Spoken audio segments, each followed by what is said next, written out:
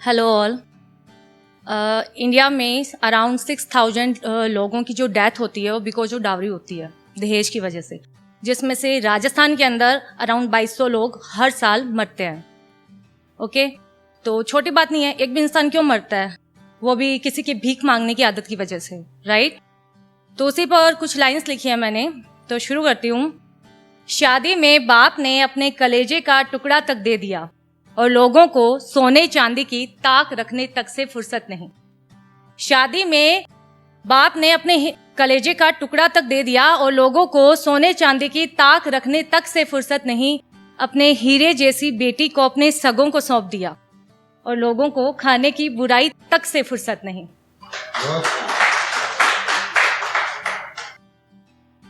हम किसी भी शादी में जाते हैं तो आदत होती है ना कि गोलगप्पे का पानी खट्टा कम है, मटर पनीर में पनीर कम है, तो वो हमने एक आदत बना ली है।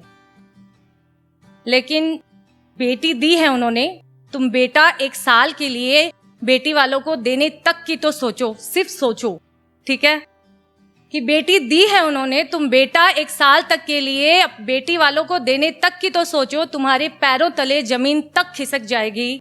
जिस खाने की बुराई करते हो ना, जिस खाने की बुराई करते हो ना, उस खाने का इंतजाम उस बाप ने कैसे किया है, ये जान लोगे तो तुम्हारी रूह तक झिझक जाएगी। इन जनरल क्या होता है कि अरे कपड़े कैसे पहन रही है, कैसे आए हैं, हम उनसे जज कर लेते हैं, सब चीजें होती है ना। तो उसी पे अगली लाइंस है कि बेटी हीरे से भी सुंदर, बेटी हीरे से भी सुंदर, पर सबकी नजर उसके लिबास पर क्यों है। महंगा लिबास पहनाने का रिवाज, महंगा लिबास पहनाने का रिवाज, पर सबकी नजर उस रिवाज पर ही क्यों है। जनरली क्या होता है, बेटी की जब शादी करते हैं तो मुझे ऐसा लगता है कि बेटी की सिर्फ शादी नहीं कर रहे होते हम उसका सौदा कर रहे होते हैं। हम बोली लगा देते हैं कि डॉक्टर है तो ये वाली गाड़ी चाहिए, इतना पढ़ा है तो इतने रुपए चाहिए, एक पूरा पैकेज होता है। और जब रिश्ता करवाते हैं उनका भी अपना एक मतलब पैकेज होता है, अरे ये वाला लड़का चाहिए तो इतना तो बजट मान के चलो, है ना। तो इधर फेरे उधर शादी, इधर फेरे उधर खाना और महफिल सजी है, इधर फेरे उधर खाना और महफिल सजी है। पैसों के सूटकेसों से देखो बेटे की बोली की सेज सजी है।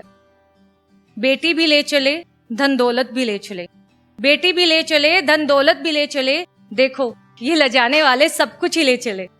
पर जाते जाते महफिल में आए बेटियों के बापों को एक अजीब सी बेचैनी सी दे चले। Thank you so much. तो ये मेरे स्पेशल वन के लिए है, मतलब मेरे हस्बैंड के लिए मैंने लिखी है। बहुत टाइम पहले लिखी थी, 3 years बैक। उसके बाद थोड़ा गैप आ गया। मेरी फर्स्ट परफॉर्मेंस मैंने 3 साल पहले की थी, तो इसलिए थोड़ा फर्स्ट परफॉर्मेंस जब अभी थोड़ी देर पहले दी तो मुझे थोड़ा प्रॉब्लम हुई, क्योंकि बहुत टाइम बाद मैंने फेस किया। तो शुरू करती हूँ। किसी काजी की दुआ में मांगी गई हसरत है तू, किसी काजी की दुआ में मांगी गई हसरत है तू, कोई वक्त बहा ना सके मुझे मिली ऐसी फुर्सत है तू। मुझे मलाल नहीं कि मेरे संग है या नहीं तू, मुझे मलाल नहीं कि मेरे संग है या नहीं तू, हो ही नहीं सकता कि मेरे शब्दों में बेरंग है तू।